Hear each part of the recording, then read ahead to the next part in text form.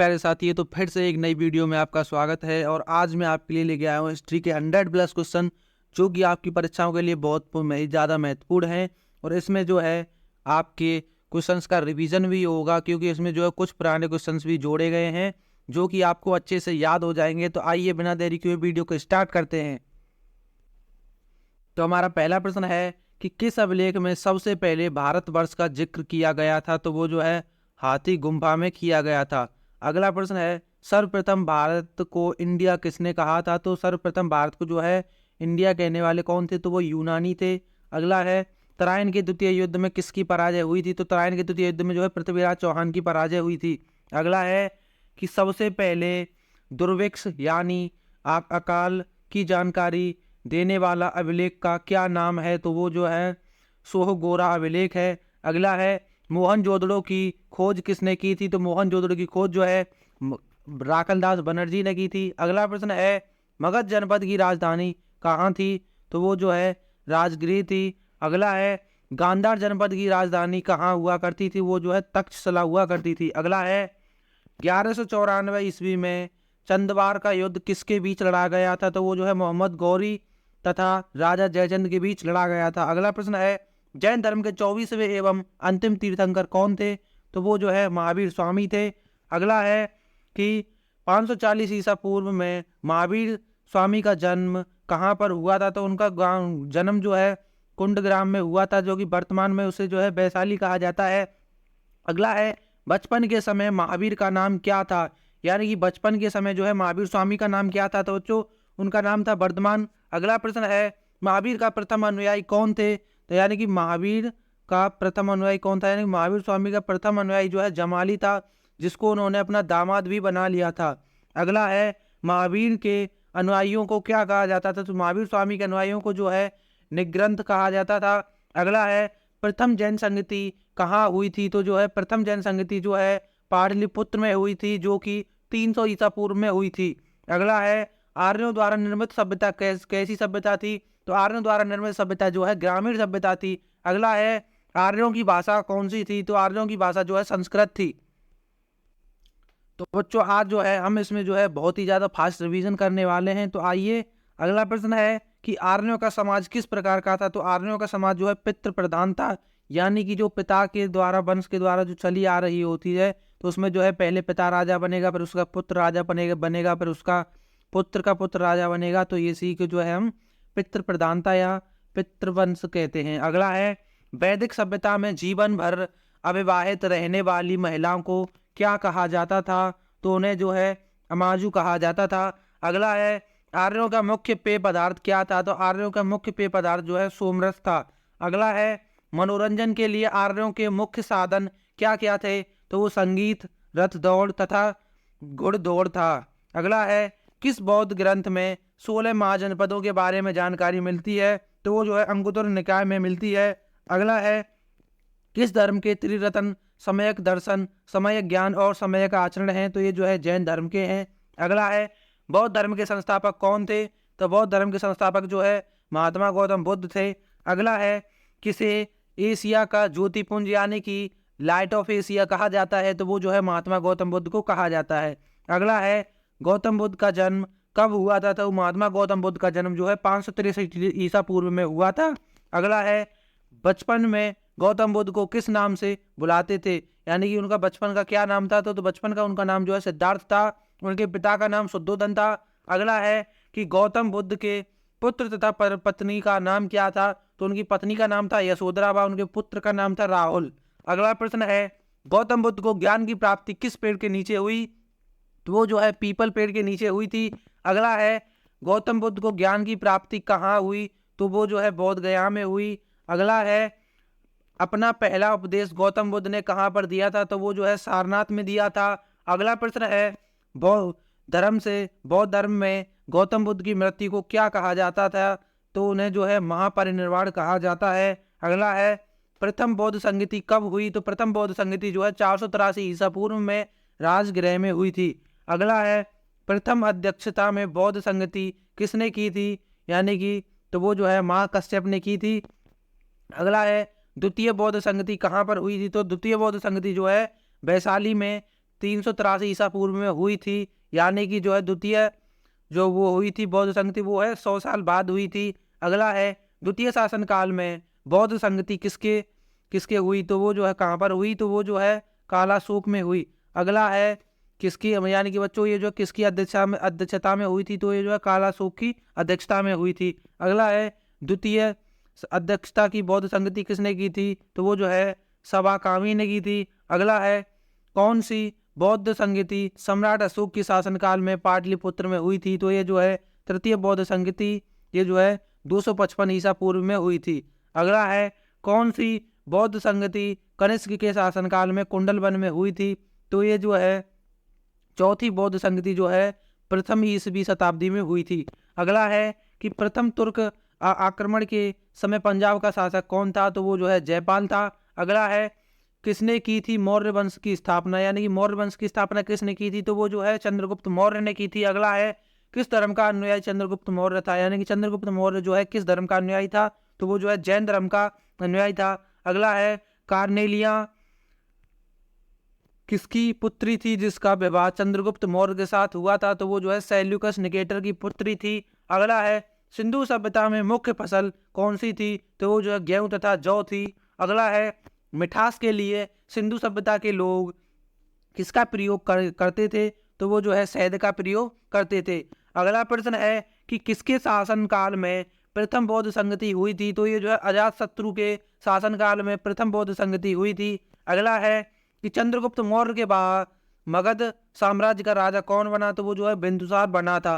अगला है अमित्र घात के नाम से किसे जाना जाता है, तो वो जो है बिंदुसार को ही जाना जाता है। अगला है बिंदुसार के बाद मगध साम्राज्य की राजगद्दी पर कौन बैठा, तो वो जो है अशोक बैठा था। अगला प्रश्न है कि अशोक ने अपने पुत्र महेंद्र और पुत्री संघमित्रा को बौद्ध धर्म का प्रचार करने के लिए कहाँ भेजा था, तो वो उन्होंने जो है उसे श्रीलंका में भेजा था। अगला है अशोक की शिलाओं की खोज 1750 ईस्वी में सबसे पहले किसने की थी, तो वो जो है पादरेटी फेंतर ने की थी। अगला है धम्म की व्याख्या अशोक के किस शिलालेख में की गई है, तो ये जो है 11वें शिलालेख में की गई है। अगला है अशोक के शिलालेखों की संख्या कितनी थी, तो वो जो है 14 थी। अगला है अशोक के स्तंभ लेखों की संख्या कितनी थी, तो स्तंभ लेखों की संख्या जो है 7 थी। अगला है सिकंदर किसका शिष्य था, तो वो जो है अरस्तु का शिष्य था।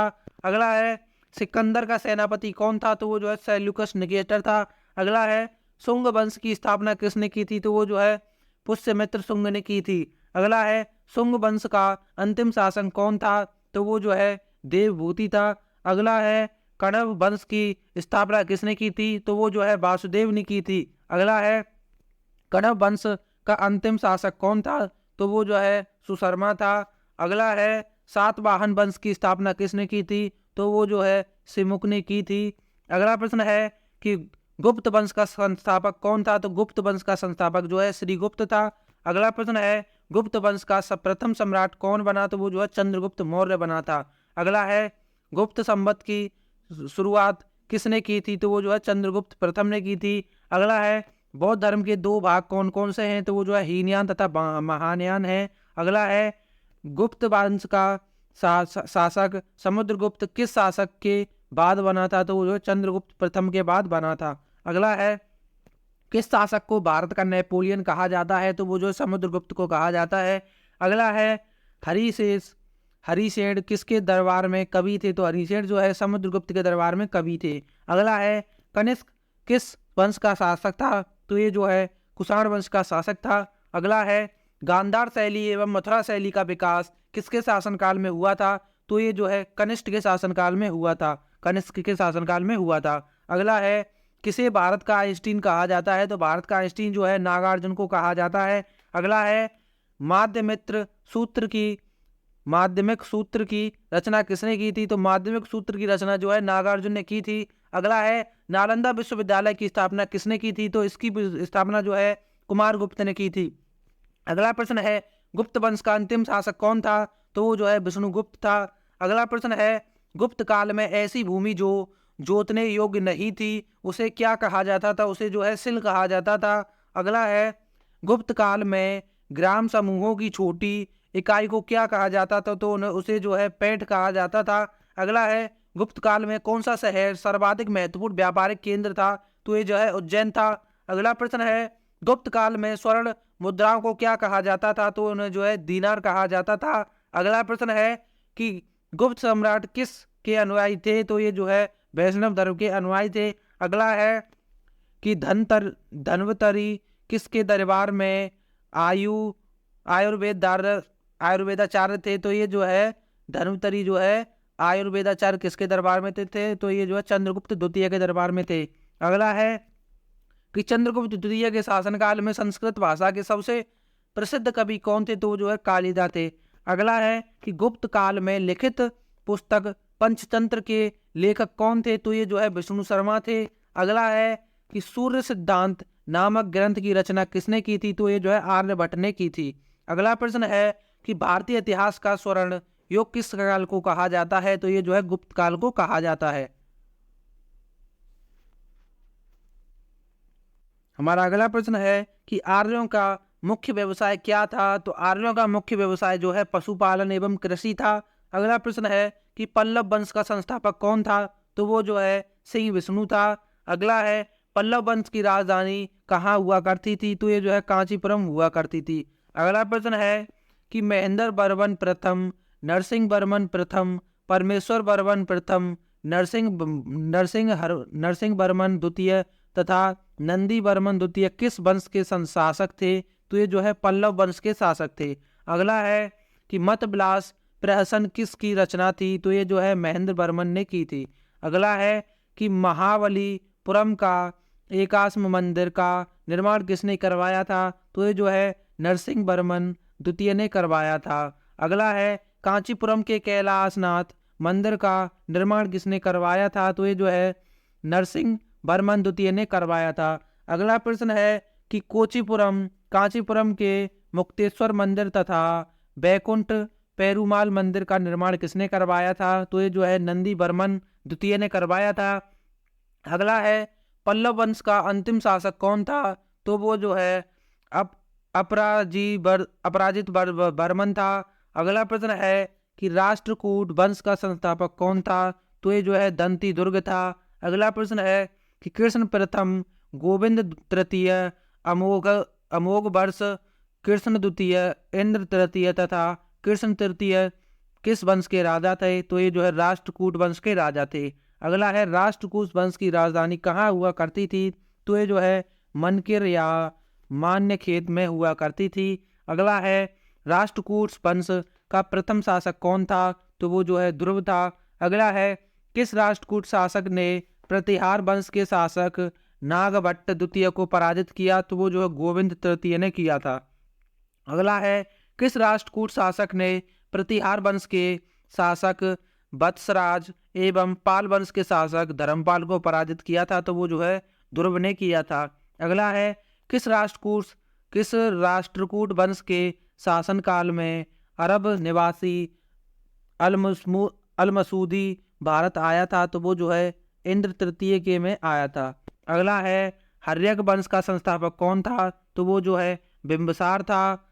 और अगला प्रश्न है कि राष्ट्रकूट वंश का अंतिम शासक कौन था? तो ये जो है कृष्ण तृतीय था। अगला प्रश्न है कि महाराष्ट्र में स्थित एलोरा एवं एलिफेंटा गुफाओं का निर्माण किस शासनकाल के समय हुआ था? तो ये जो है राष्ट्रकूट के समय हुआ था। अगला है कि कल्याणी के चालुक्य वंश की स्थापना किसने की थी? तो ये जो है तैलव द्वितीय ने की थी। अगला प्रश्न है कि वातापी के चालुक्य वंश की स्थापना किसने की थी? तो ये जो है राजा जयसिंह ने की थी। अगला है पुलकेशिन प्रथम, पुलकेशिन द्वितीय, विजयादित्य तथा कीर्तिवर्मन किस वंश के राजा थे? तो ये जो है चालुक्य वंश के राजा थे। तो बच्चों आज की हमारी वीडियो यहीं पर समाप्त होती है। अगर आपको वीडियो पसंद आई है तो वीडियो को लाइक करें और चैनल को सब्सक्राइब करें। और बीच में जो है 2 बार ये जो है वीडियो स्किप हो गई थी, तो इसके लिए मैं आपसे माफ़ी चाहता हूँ। और अगर आपको वीडियो पसंद आई है तो वीडियो को लाइक कीजिए, चैनल को सब्सक्राइब कीजिए। अगर आपको ये प्रश्न जो है अच्छे लगे हैं तो चलते हैं बच्चों। जय हिंद, वंदे मातरम।